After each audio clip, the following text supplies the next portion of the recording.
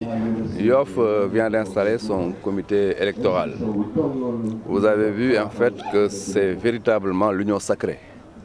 Parce que dans la salle, nous avons le BDS du doyen Mamadou Diop, nous avons le Parti socialiste de manière unanime, nous avons l'AFP, nous avons Fekke Massibolé, nous avons effectivement le PNS. Donc toutes les formations politiques qui sont dans le Benno Bokk Yakaar de Yoff sont présentes dans la salle pour mettre en place le comité électoral. Yoff a donc compris l'enjeu, pour donner un oui massif à la dynamique présidentielle par rapport au référendum. A compris l'enjeu aussi du taux de participation. Il ne s'agit pas effectivement de se préoccuper de la réponse, mais de faire en sorte qu'en objectif que Yoff soit la première commune à donner effectivement un taux de participation massif.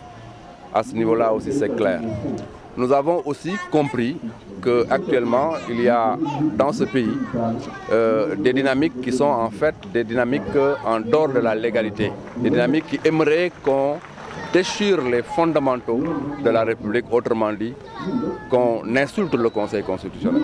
Insulter le Conseil constitutionnel, c'est dire en réalité que son avis ne sert à rien, qu'on peut outrepasser et faire autre chose. Alors que dans l'histoire de la République du Sénégal, depuis 1960, il n'y a pas un seul président de la République qui a déjà effectivement tourné le dos au Conseil constitutionnel. Ce serait fragiliser la République. Et nous ne sommes pas prêts à fragiliser la République. Ici, il s'agit d'être responsable, d'être républicain jusqu'au bout. Le Conseil constitutionnel a donné son avis. Il faut absolument le suivre. Autre clarification extrêmement importante. Le chef de l'État n'a pas du tout l'intention de faire 3 mandats. Ça, il faut que ce soit clair. Ce mandat en cours de 7 ans, s'il est réélu pour 5 ans, sera comptabilisé dans les 2 mandats que lui autorise effectivement la Constitution. Ça aussi, il est extrêmement important d'être clair là-dessus. Aujourd'hui, il s'agit fondamentalement de dire non aux nostalgiques, à ceux qui, pendant plus de 12 ans, ont pillé le pays, étaient incapables de positionner le Sénégal sur l'orbite de l'émergence et qui sont aujourd'hui véritablement nostalgiques. Il s'agit aussi, je m'excuse, vous allez le relever comment? Nous allons le relever, vous allez voir, Yoff, je crois, a une méthodologie de travail et aujourd'hui, toutes les composantes de la commune sont là. Et le problème ne se pose pas ici en termes de taux de participation. Le problème se pose effectivement en termes de mobilisation parfaite pour qu'à partir du socle de Yoff, qu'on puisse attaquer les autres citadelles du département de Dakar.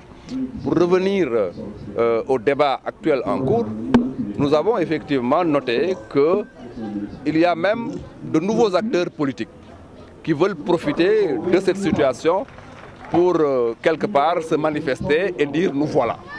Je crois que ça c'est manquer de respect aux Sénégalais.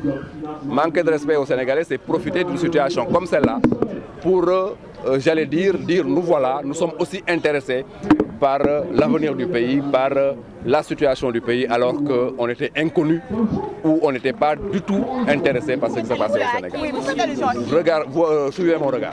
Suivez mon regard, je crois qu'il y a des gens qui se manifestent et nous les voyons.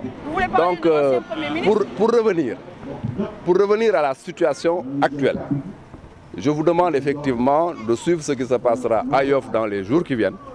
Nous allons effectivement donner une réponse, mais une réponse claire et montrer aux Sénégalais qu'aujourd'hui, celui qui a repositionné le Sénégal sur l'orbite de la croissance